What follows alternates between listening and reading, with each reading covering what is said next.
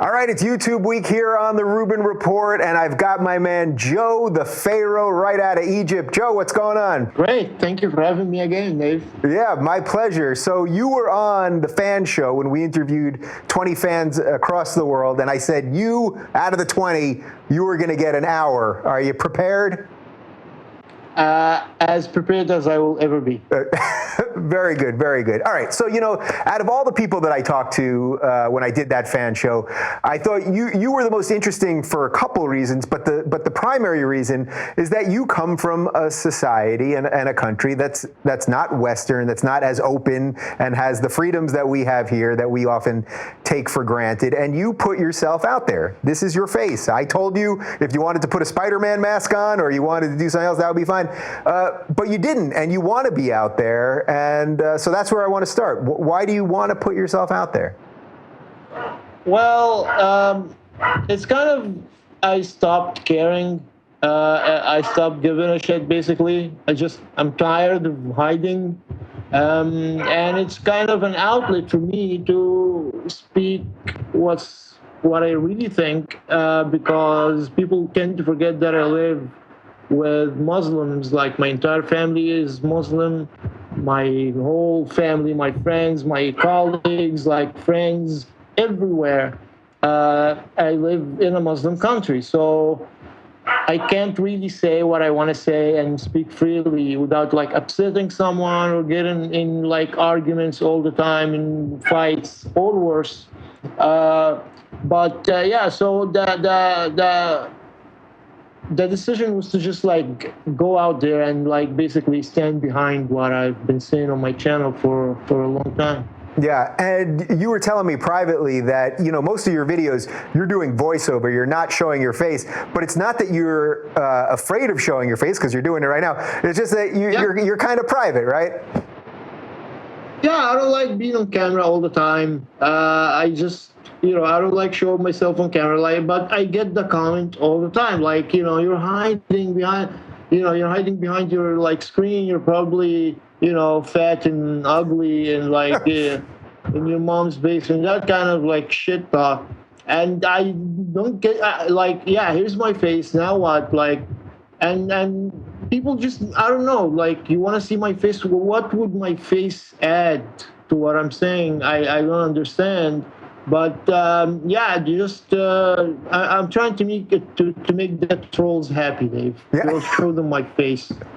Yeah, because life is all about making trolls happy. That's what it's really all about. Yeah, that's what I live for. Yeah. Yeah, and of course, I'm sure that the people that are shit talking you are probably anonymous, anime avatar tweeters anyway. And it's like you're truly putting your ass on the line.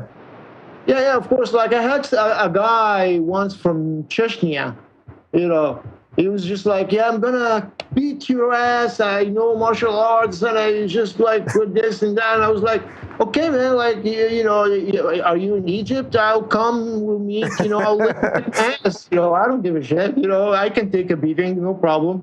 Yeah. And he said, like, no, I'm in Chechnya. And I was like, so what the fuck are you bothering me for then? Yeah. In Chechnya. Yeah, everyone's very brave on the other side of the screen. So when did you realize? So when did you realize that you were an atheist? Because as you said, you grew up in a Muslim country. Your family's Muslim. Everyone you know is Muslim. When did you have that awakening?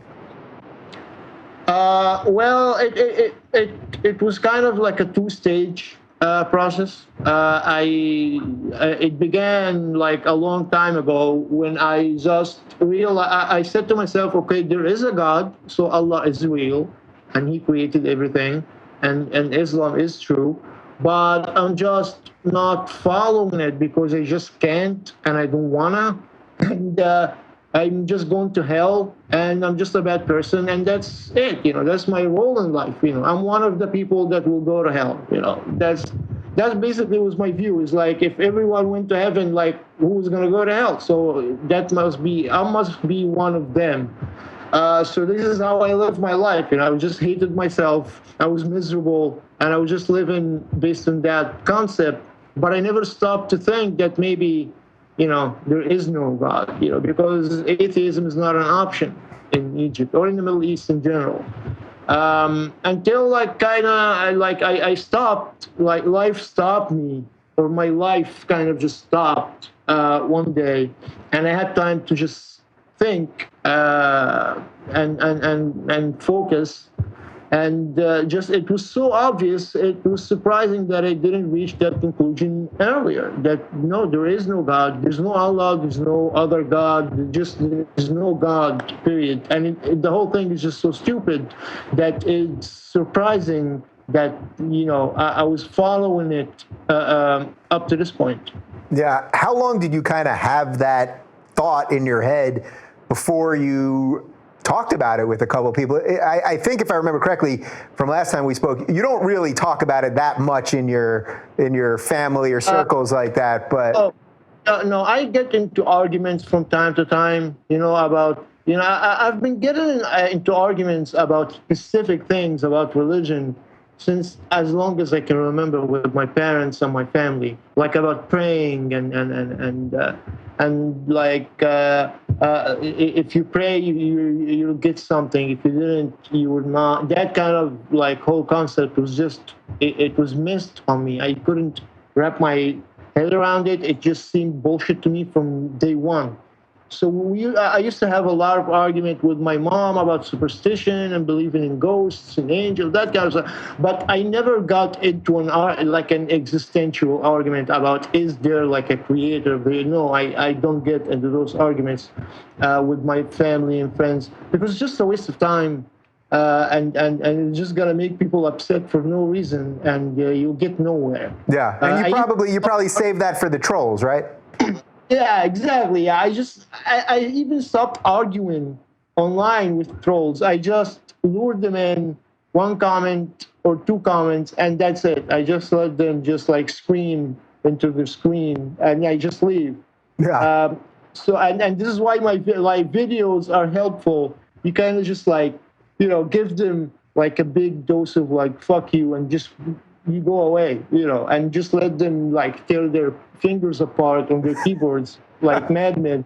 But yeah, that's kind of like one of the remaining joys of my life. Just the hate comments and like the stupidity of the Muslim comments is just beautiful. Yeah, you're trolling the trolls, so to speak. Yeah. So what do your parents think about sort of your thoughts and what you do? You said before that, so your parents don't quite know what you're doing. Is that fair to say? No, they don't. They just know that I'm not religious, and they just basically gave up on me. Like a long time ago, like my dad gave up talking to me about like praying and that stuff like years ago. So they just know that I'm not religious. But other than that, they don't bother me about it anymore. They used to, but now they're just giving up. Like we're 31, we're just tired now. We're old. We want to just like live in peace. So just do whatever the fuck you want, basically. Which is pretty much all you ever want to hear from your parents, whether you're in Egypt or in America. I'll take care of you. You need something, tell me anything. But other than that, just leave me be. Yeah. So where does Egypt fall in the religious scheme of things in the Middle East? Because obviously you guys had a sort of secular Western leader in some respects for about 30 years with Mubarak. Then you had the revolution and you had democratic elections. You got the Muslim Brotherhood for a year, which by most estimations was worse. And now you have Sisi, who pretty much is the military, is Mubarak again. Did that change the amount of religiousness that was going on in the country? Yeah, I think the revolution, like after Mubarak, the revolution that happened, it just gave people, young people especially, the idea of that they can just do something without permission. They just can do something. And the internet played a huge part in that. So I think it opened like the Pandora's box, basically, and no one have been able to put it back together again. Just it's over. They try to control it, but basically now, like a lot of people now, they say that the regime now is basically the same as Mubarak's regime. I would say maybe. In what regard, it depends on what are we talking about here.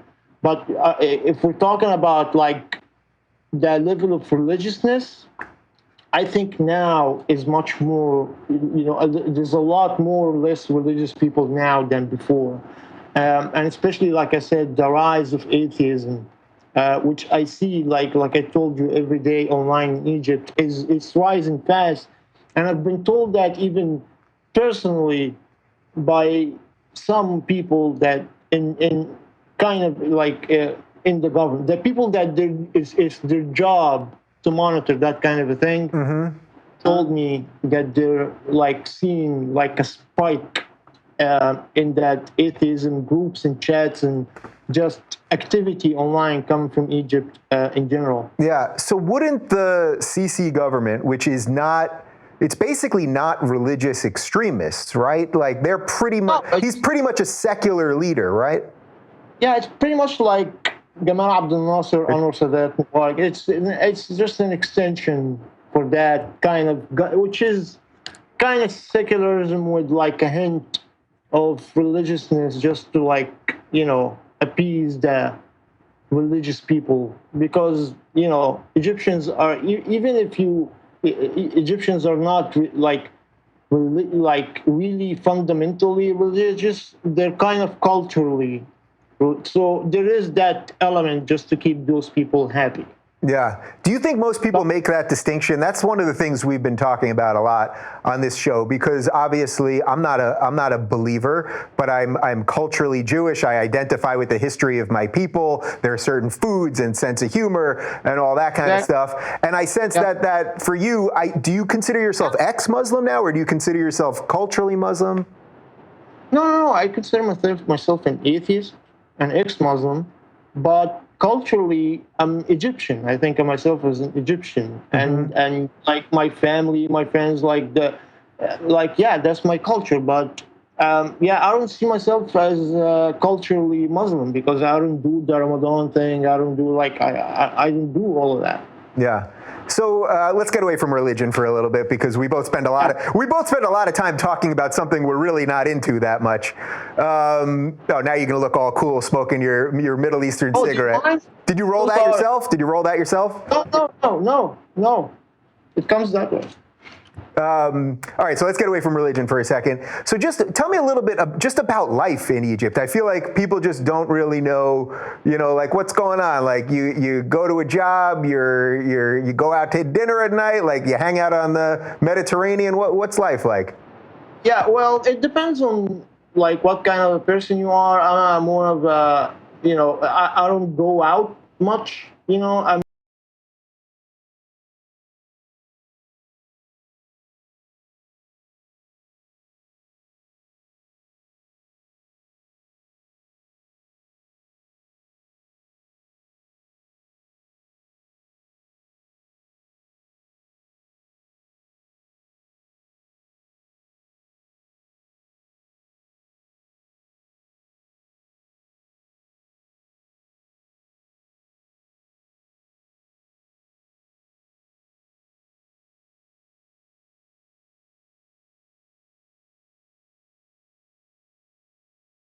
life is good here. You can pretty much do whatever you want, but don't like make a lot of noise. Basically, you can do whatever you want, but don't get caught. Basically, that's the bottom line here. Yeah. So if somebody wanted to visit Egypt, I told you I was there in '97, so almost 20 years ago. I would love to go back. I was there for about a week, and the security situation was different. At that time, I came there from Israel, which I'm not sure that you can do anymore, travel through Sinai. Yeah, you can still do that?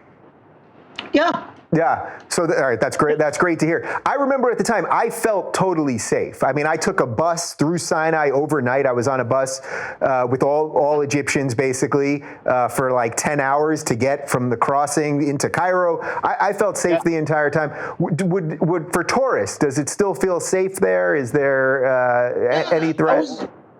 No. I was just actually like a month ago, I was just in the Sinai, in the south, lot of tourists. I spent like 10 days there or something.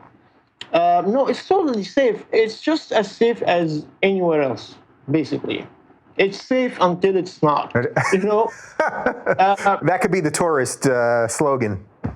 yeah, it's safe until it's not. You know, and there are places that are more safe than others, but right now, yeah, I think it's totally safe now. You can go pretty much. You know, it's they have a good grip security-wise on the situation. Yeah. So let's get to some of the stuff that you do your videos on, because you hate the social justice warriors. I'm not a fan of the social justice warriors. And when I was watching, I watched one of your videos yesterday. I'd seen it before, but I watched it again in preparation for this. And it was really, you were talking about all the social justice warrior stuff. I forget the title was something, social justice warriors or something. I think I know which one you talk about. Like, yeah, the one that they're gonna end civilization, basically. Exactly. So when I was watching it, it really struck me as crystal clear that this idea of these social justice warriors, it's one thing for us to talk about it in the West, these sort of misguided people. We have all our freedoms here in the West, and there are these misguided people who are actually doing bad even though they think they're doing good. But I thought the fact that you live where you live with the constraints on your freedoms that you have, and it's so obvious to you that these people are misguided, I really thought that was kind of fascinating. When did you really wake up to how misguided the whole SJW thing is? Well, again, it's almost like a cliche now, but it was the interview between Ben Affleck and Sam Harris. Because before that day, first of all, I didn't know who Sam Harris was. I never heard of him. And I never heard that kind of narrative before. Like, I was used to, media bullshit. They're gonna say the same thing. Yeah, Muslims, they wanna just go to school and make sandwiches. And no one is talking about Muslims. That's the problem. Like, even me in my videos, I never say like, no one is saying that all Muslims are like terrorists. That's just stupid. We're talking about Islam itself. And Sam Harris keep talking about Islam, and Ben Affleck keeps directing the conversation to Muslims. You know, he's saying that Islam is full of bad ideas. Ben Affleck replies with, "Yeah, but they're Muslims and they just want to like live in peace." No one seems to like grasp the concept that no one is talking about the people themselves. We're talking about the idea itself and how much like people adhere to it. Mm-hmm. Like, again, the concentric circles, the people in the center, and the circles go wider. No one seems to grasp. Actually, I'm working on a video just today, about like, I was just trying writing some ideas about like your former employers, TYT. I decided to pay them a visit. Oh, Lord. They just released a video.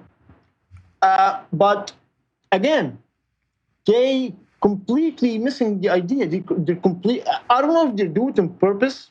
They shift the conversation on purpose from Islam to Muslims, just to like personalize the attack and like turn it from criticism to attacking people. I don't know. I seriously don't know if they do it on purpose or they just miss the idea and they confuse the idea about Islam versus Muslims. I don't know how you could be that consistently stupid, but yeah. Yeah, it's amazing to me. And the whole video, they just keep missing the point, like one time after the other. It's just astounding. It's incredible to me that some people are that, I don't know, oblivious. And the arrogance, they keep saying like, yeah, the people that are just like attacking Muslims, they're just stupid. There's no critical thinking. It's just, the irony is just incredible. Right. So first off, I think how cool this is. I mean, it really is something else. My awakening, I'm older than you. You're 31. I just turned 40. So if you think your awakening was a little If you think your awakening was a little slow, though, so mine was really slow because my awakening pretty much, it was cracking before that real-time Sam Harris thing, but that was the day for me, the same thing. So think how cool that is. We live, what, 8,000 miles apart from each other, right? And I didn't know who Sam was before that either, which I've told him in person. And it's like we both, because of ideas, and that's what's so cool about this ability to connect the way we're connecting. Yeah, the internet is just amazing because in a million years I wouldn't have seen that clip or we don't get HBO here, so I wouldn't have seen that clip anywhere.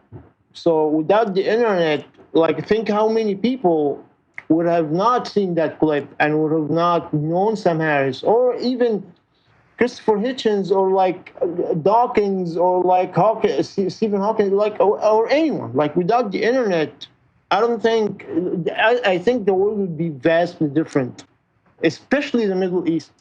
The Middle East would still be just this enclosed, all the media is state-run, or even if it's privately run, it's really really in a bubble and it's very limited. The internet just blew everything up, and I think it's I really think it's the single most, it's the greatest thing that humans ever did is the internet. Yeah, I mean, we're able to connect. We're doing this right now. Miles. It's incredible. It's almost magic. Magic is happening right now. It's pretty beautiful. So what about, when you talk about the difference, the distinction between ideas and people, so the doctrine of Islam, which we're both acknowledging says a lot of bad shit, but guess what? The doctrine of the Old Testament says a lot of bad shit, the New Testament says bad shit. It's about the individual actions. So a lot of people say to me but also Islam is special. It's not like Judaism and Christianity. It creates a special set of rules for itself and a whole system behind it. The people that created it put a whole system behind it. It's not just a religious book and some texts here and there and that's it. No, there's a whole system behind it, a system for everything, how to marry, how to conduct trade, how to pray, how to eat, how to sleep, how to everything. Everything in life is controlled by that religion. You pray 5 times a day, which is incredible when you think about it, and it used to be 50. Yeah. And that's a true story, by the way. It was 50, and then people said to Muhammad, come on, 50. Right, I got shit to do. Yeah, and he was okay, just give me 5 now. 5. Literally, that's what he did. He told him, just give me a minute. He went back, and he then came, and it was just I talked to the big guy. He said 5, but that's it. It's 5 now. So it came down from 50 to 5, and that's a true story. That's exactly what happened. I'm paraphrasing, of course, but it's just it just involves your entire life. Every single waking moment, you're either praying or preparing to pray. You're thinking about Islam. You think about Allah. You think about. So it's a system. It's not just we go once a week to church and you say some words and you go home. It's a big deal. And also the people that follow it tend to follow it really closely than other people. They believe it literally, every single word in it. Even the word of Muhammad, even the everything. Everything is just true. There's no question about it. Yeah. Up until now, at least. Yeah. So would you say that really, that in effect, there's no such thing as really a sort of nominal, I think the word that Sam said that night on Real Time was there are nominal Muslims who don't take their faith that seriously. But you'd say really, in effect, those really are ex-Muslims, really. Not to get too caught in the words, but would you say that those are really people that really have left, but may have some affinity to a holiday or... They don't call themselves ex-Muslim. they call themselves Muslim, but they're not really Muslim. I call them Muslim by name. Yeah, he's Muslim, but he's not really Muslim, and he calls himself Muslim, but he doesn't do anything. Yeah. So those exist, especially in Egypt. There's a lot of those, but those are not the problem really. The problem are the levels that above them and above them, and they all have one thing in common, that they all believe that there is a God called Allah, and He's real, and His messenger is called Muhammad, and everything He says is real, and that He's the most perfect human that ever lived. Even if they don't do anything or don't pray or you would be shocked that the types of people that that, for example, I was just watching a report the other day about the Syrian refugee, some Syrian people in a town, and ISIS was controlling that town, and then ISIS left, and those people were happy. So the Western reporters were saying see, even the Muslims hate ISIS and stuff. And I was thinking, why don't you ask that sweet, nice lady that's crying what her thoughts about homosexuality or apostasy are? Yeah, she's happy that ISIS left, and she's crying, but she's not really, what you think she is. She still have some fucked up beliefs in her head. Right. So I guess it's like small steps. We're happy she's not being oppressed by ISIS, but really there's still work to do at the end of the day. Yeah, of course. Yeah, of course. Yeah. So let's talk about some minorities and things like that. So in general, how is it for women in Egypt? It's significantly better than it is in Saudi Arabia or something, right? Oh yeah, of course. Yeah. Yeah. Of course. Yeah. It's just women here can do whatever they want, but I think the worst thing they have to go through is just the family law, which we call it family law, which is the only laws that are purely based on Sharia. Just because when they were created, there was no alternative. So the marriage law, the divorce law, the child custody, the alimony, all of these laws are completely just stupid and backwards. And the inheritance law, for example, a woman, if a man dies and he has a son and a daughter, the daughter will get half what the man gets. And that's just the norm now. And no one even thinks about it. Mm-hmm. People just accept it. Yeah. All right. What about some other minorities? I mean, is everyone that's in your circle of life, is everyone Muslim? There aren't many Christians left, and there's pretty much no Jews. Are there any other? Oh, there's no Jews. Even if there is, they're a tiny minority. They're not even they don't even register. But yeah, I had a lot of Christian friends, and my family had a lot of Christian friends. And most of the time they live okay, but they don't live I don't think that they live like full citizens. They always feel like they're second class for me. And they always feel that they live in terror. They can't speak up. They can't say anything. They're always they live in constant worry of offending and that kind of stuff.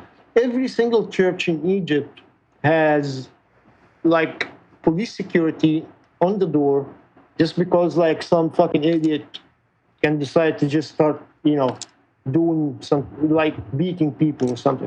It's just not a normal situation. In my opinion, it's not an ideal situation. Yeah, I remember when I went to Cairo and they said you can go to the old Jewish quarters. There was literally one guy. There was one guy, and they were like, "That's the Jew." And I don't know if that guy. I hope he's still there. I don't know what happened to that guy. Yeah. And here in Alexandria too, we have one temple, which basically you can find a couple of people there or something. But that's I don't know. I hear that there are a lot of Jews, but they're not really living out as Jews, or they don't they don't live Like they don't go to the temple and stuff. They just live like quietly. Yeah. What about gays? You got some gays there? I saw a video of like a gay marriage at one point not too long ago, and then of course the guys got arrested, I think. Yeah. So it didn't work out. It wasn't the greatest honeymoon ever. But really, I mean, do you have any friends that are gay, or are people openly gay anywhere? Not in real life, but online. I have a lot of like friends that we used to talk. I used to talk to a lot of gay people online, transsexual, bisexual, everything online, but not in real life. And I think they got it the worst, actually. Like I think me being an atheist is the worst thing ever, and then being gay is just below me.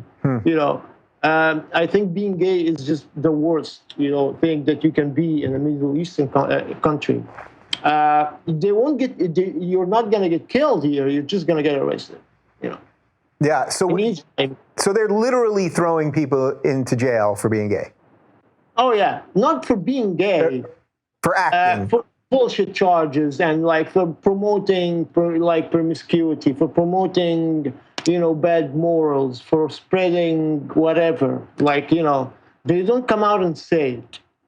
Just like with atheism, they don't lock you up for atheism or apostasy or blasphemy. They lock you up for insulting Muslims' emotions or disrespecting other people's beliefs, those kind of bullshit, elastic charges that you can apply to anything, basically. When you hear about these idiotic laws that are now being passed in Europe, and I think there's one in Canada that they're trying to pass about offending people's religion or offending people's whatever, as someone that lives in a society that has that must make you just absolutely infuriated. Look, I'm choking just thinking about it.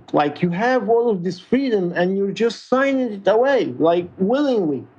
It's insane. And actually, when I was talking the other day with some people in a hangout, and I was telling them, whatever the thing that you think is bad in America, you just have to take it because you have so much good. Nothing is 100% good and perfect. Whatever you think is bad about America, you have so much good in there. And the most important thing you have is the First Amendment, which is just free speech is it's untouchable, basically. And that's the most important thing, because you can have everything in your life. You can have all the money, you can have all the social justice you want. But if you don't have freedom of speech, it's just a miserable existence. Yeah. And I think the opposite. I think if you have freedom of speech and you're poor and you just whatever, I think you're better off speaking your mind than just being living in a happy, pacifist, socialist community or something. Yeah. Well, you know what? You don't have the First Amendment there, and you're giving yourself the right to free speech. So, so that's pretty beautiful. Yeah, you have to take it out to yourself. No one's going to give it to you. What do you? Speaking of America, what's the general feeling of Egyptians in general about America? I think you guys get the second most aid from America. We backed Mubarak, then we backed the elections, then we backed the coup, which we didn't call a coup. Now we're backing the new guy. So we have a history of constant support for Egypt, but in a lot of ways, that support allows regimes to be in place that put down people like you and that are against sort of the most American ideals, such as free speech. Yeah. Look, basically, I see the relationship between America and Egypt is, first of all, America just can't lose Egypt. It just can't. If it lost Egypt, it's a problem. Because Egypt is the only country in the region that you can talk to, basically. Mm-hmm. It has a peace treaty with Israel. You can have a conversation with Egypt in times where, for example, you couldn't talk to Gaddafi. You couldn't talk to, like the Palestinians. You couldn't talk to this. You couldn't talk to. You can talk to Egypt. You can at least like have some sort of understanding. And again, yeah, the Egyptian government can be like it's not the best government in the world, but it's like it's one of the best in the area, basically. So at least there's a minimum level of like something that you can have, that you can rely that the area would remain somewhat stable, and that's what happened. When like the entire area basically got fucked up, except Egypt and a few other countries like Jordan and Lebanon maybe, and that's because there's an understanding that Egypt is kind of like it has like a special place. As of Egyptians, they love the people, but they always think that the American government is up to no good for some reason. Right. Like when Obama gave that big speech in Egypt, did people feel like things were going to change? Oh yeah. They thought that First of all, people here don't differentiate between Democrat and Republican very much. Yeah. Like the normal people, I mean, like the general public, they really don't know anything about that. So they don't know the difference between Bush and like Obama, other than, we like this guy better. He looks kinder, that kind of a thing. They don't really think in terms of like, party politics and policy. I'm talking about general public. But now like same old. Yeah, like within a year of Obama's speech, people just started hating America again. Yeah. So I'm sure you saw what happened in the Olympics recently, where the Israeli and the Egyptian in the judo match. And, I was tweeting about it. And I think that what to me was more disappointing is that these, as you just said, these countries have a peace treaty. You guys have been at peace for, I think, since 1979. There has not been 1 ounce of blood spilled on either side. Except the guy who signed the treaty. Wow. The president. The president of Egypt, Anwar Sadat, who was assassinated. And to this day, like, any Egyptian official who has any sort of like relationship with any Israeli official is just hated.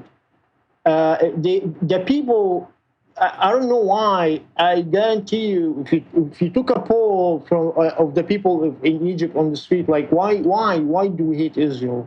No one knows. Like 99.9% of people would not know. We just do. And like, again, like one time I remember like a member of the parliament met with the Israeli ambassador, and they like called him for like an investigation, just because he met the Israeli ambassador. People here just hate Israel for the sake of hating Israel. I think they need an enemy or something. So do you think is that more religious based than politically based? No, I think it's just part religious and part just cultural. We just hate Israel. That's what we do. Yeah. So for no reason. Yeah. So when this happened with the judo guys and the Israeli went to shake his hand and he wouldn't do it, was there a feeling in Egypt like this guy is now a hero? Some people, but most people just thought he was an asshole. Oh, really? So that's kind of the silver lining to this, I guess. Yeah. Just because it's an Olympic, you're playing a sport, the man thing. Just be a man, you accepted the match, who you're gonna play with. You could have like withdrawn before the match if you don't want to play him, but you accepted. Be a man, shake the guy's hand, and be done with it. Yeah. Man, that just shows you why sports and why the Olympics is so important. It's like, just imagine if they had just shook hands. These are 2 countries that have a peace treaty, and if they had just shook hands, it probably would have been on the cover of the New York Times, and people would have said, "You see, we can put some bullshit aside." But that guy would have gotten so much shit because he shook the Israelis guy's hand. Yeah. See, it's I know it's like it's stupid, but they would have hated him either way. Yeah. Like people in his town would have stopped talking to him. People would have like spat in his face. He would have gotten so much shit for it. So he just panicked. I think he just panicked and he didn't know what to do. So he just like, like you can see it in his eyes, like, dude, just get the fuck away from me now. He just don't want to deal with this. And I also think it's partly religious, Yeah. because just Islam just hates Jews, especially like a tiny bit more than Christianity. I don't know why, but just Jews have like a special 5%, 10%. Yeah, no, I would say 20% more. Yeah, 20% more. All right. Yeah. Listen, I feel like there's so much we could talk about, and so what's next for you? I mean, what do you want to ultimately happen with your channel? All these people you've connected with, is that what you want? Like, is that what you want to do for a living? Do you want to leave? What do you want to do? Yeah, I'm considering. I'm considering like coming, leaving Egypt for a while, coming to either, Europe or America. Still haven't decided yet, just for a while. I don't think I would be able to do this for a living though, but I will just continue doing it because I love it. I really enjoy it. I get real joy out of it. So yeah, I would continue. I was just taking a break. I was just sorting some stuff out. But I'm working on a couple of videos now, and I'll definitely continue doing it. Well, Joe, listen, man, I am proud to know you and to consider you a friend. And I hope we get to do this with a hookah next time because it'll actually be in person. Yeah. And what's a good Egyptian dessert? I would say we have something called kunafa. Kunafa, yeah, I've had it. Really sweet. Yeah, exactly. Some harissa. We have something called harissa, which is it's also really sweet. Basically, everything here is like really, really sweet. Yeah. All right. Well, listen. Yeah. When you get to the States, you're getting to LA. I will take you to the most expensive restaurant you can find in town. It's on me. Great. And you're just doing great work. We're going to link to your channel right down below. And I thank you for joining us on YouTube Week, and let's stay in the loop.